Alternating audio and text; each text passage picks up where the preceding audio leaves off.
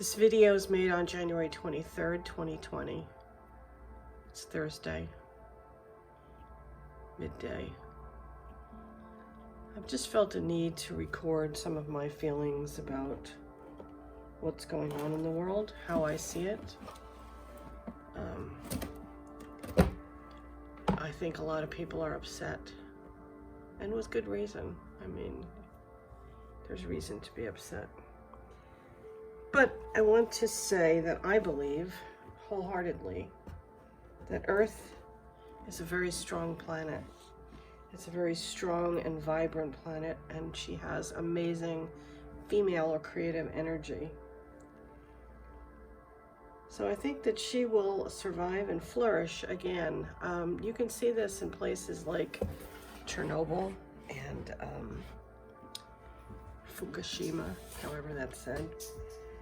People have gone back to the radiated areas and found that life is flourishing. Life is surviving there. But not only surviving, it's flourishing. It's better than it was because there aren't people there. So we are a problem. I admit that.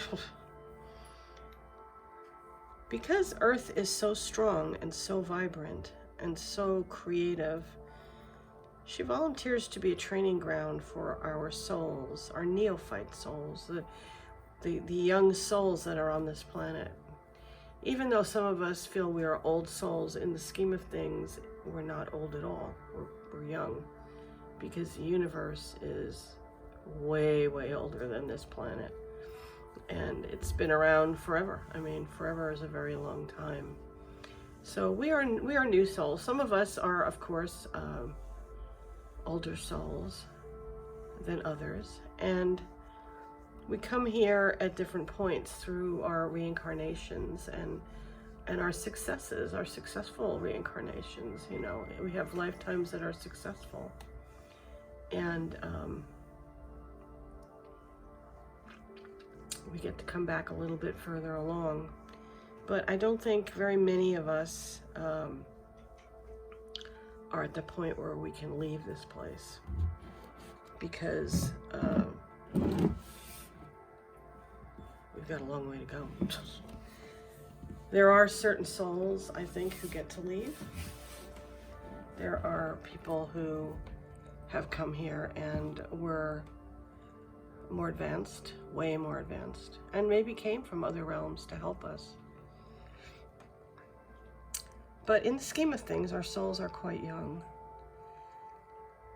Some souls come here to learn lessons and opt out of this planet, and they are in the minority. But here we've been given a gift, and we need this gift in order to learn, in order to make choices, and in order to grow spiritually. We're blessed with guides and angels because we're too young to go it alone. It's like a little kid that needs a mommy and a daddy, or two mommies or two daddies or whatever, but they need help to get through. And that's how we are. We've also been given free will so that we can make free will choices, that our choices are not preordained for us.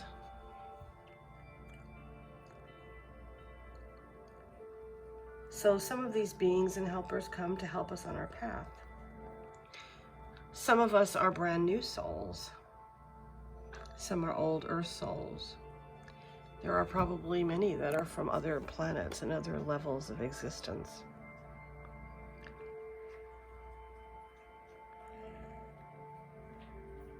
Right now, I think what we're seeing, and we've been seeing it probably since the 60s, that many people have moved away from organized religion and the constriction that it places upon us, that the demands of organized religion, that we be one way and we think one way and that we think only that way and we all think that way, and that we judge those that don't think that way. We judge the free thinkers. We judge the people who think in a different manner. But I remember back in the 60s, Life magazine had a cover, "Is God Dead?"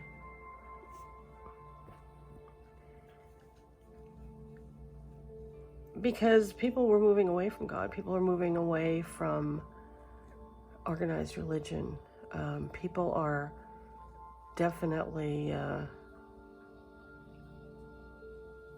moving on. So they're moving to what, though? See, organized religion has a premise that there must be people, humans, who intercede on our behalf with the divine. And we cannot do it on our own. We need those people to do it. And those are your priests and your ministers and all those people, popes, archbishops. And then they place these restrictive structures around us so we don't go out of that and realize that, wow, maybe we are way more powerful than that. In the past, and I'm talking mostly about the United States, I'm not talking about Eastern countries because they've known this stuff for a long time. We're kind of way behind, but in many, in the United States and, probably Europe and some other countries, more and more countries are having people awaken, even the really restrictive ones that are like under Sharia law. Those countries are having people awaken. I've done readings for people in those countries, and they've told me they teach Reiki, but they teach it because they feel they have to, but they really endanger themselves, because if the government ever found out, they'd be in a lot of trouble. And but these people are waking up all over the world. I've seen people come to my website from places I haven't even heard of, and it's amazing, because when I first started out in the early 90s, I was a crackpot, I mean, that's, even my own family thought I was a crackpot. My son still does, one of my sons. But even so, back then, it's been exponential, the awakening that's going on, because we light workers have been doing our work, and we are light workers. We bring the light. We bring what I believe is truth, and things have been changing exponentially. At some point, it'll cover the entire world. We're not there yet. And what's happening now is that these souls that have not awakened are threatened, of course, by free thinking, by personal power, by an ability to talk to the divine on our own and to receive messages from the divine. And we do, and they say that's the difference between praying and meditation. Praying is talking to God. Meditating is listening to God. And I use the word God very loosely because I don't know what it is, really. So some have moved past the need to have these strictures, and others have awakened and moved on. But as this happens, and the further that the ones that have awakened move on, the more behind the ones that haven't appear, and the more they protest.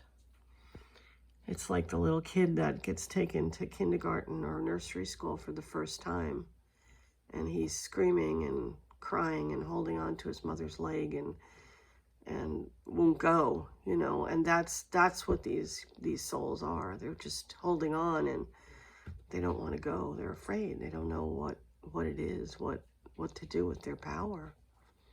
It can be scary.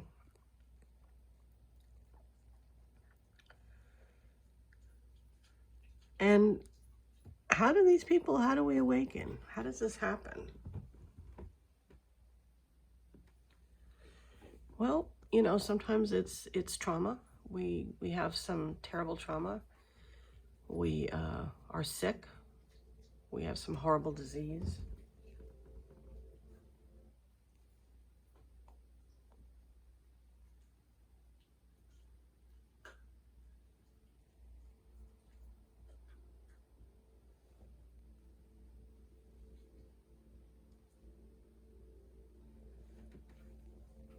We learn for the first time that we can heal it ourselves. which is an amazing thing, you know. It's an amazing thing to find out that we have this power. It's shocking. And then, of course, those that haven't awakened, that believe that they still need to control others, well, they try to keep it from us, you know. Now they've been trying for years to get rid of homeopathy. I think homeopathy is one of the most incredible things there is. I use it all the time for myself. I rarely use medication except when I absolutely feel like I have to. So they're trying to keep this knowledge from us. And what happens is we awaken, we have a trauma, we have, you know, like I said, it could be an illness, it could be a death, someone close to us dies. We start to question, well, where did they go? Are they gone forever? And because you don't want to believe it, you start investigating other things.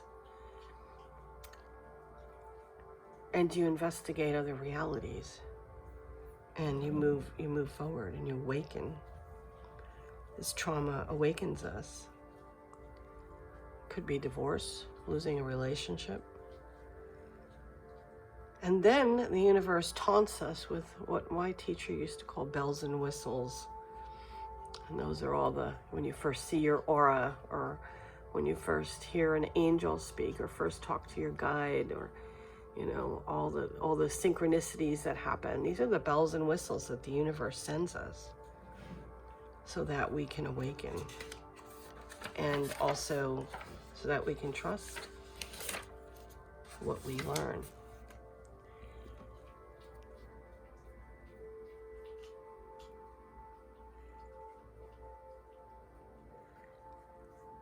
We who hold the light have no choice but to let these people awaken on their own. We can't force it. We can't shake them awake. It has to happen to them.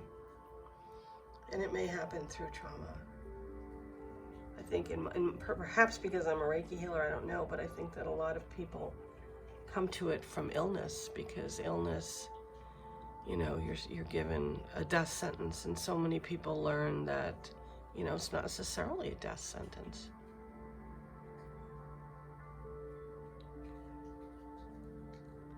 And it's the healing of ourselves and the healing of those close to us that we witness, that wake us up. So we are here at a time when things have become very, very, very, very polarized. The new souls that are on the planet that need the constriction and the holding back of themselves by organized religions and politics, and they need to be told what to think because they can't think for themselves, because they're not aware of what I think is the primary law of the universe, and that is that we are one. We are all connected. Once we accept that we are all connected, we realize we are connected to our garbage. We are connected to these people who are screaming and yelling and making a big thing out of hating everyone. We're connected to them. We're connected to the people who have awakened. We're connected to the stones. We're connected to the trees. We're connected to the animals that live on this planet. That everything that we do that harms them also harms ourselves. And to me, that is a primary law of the universe, is to honor that connection.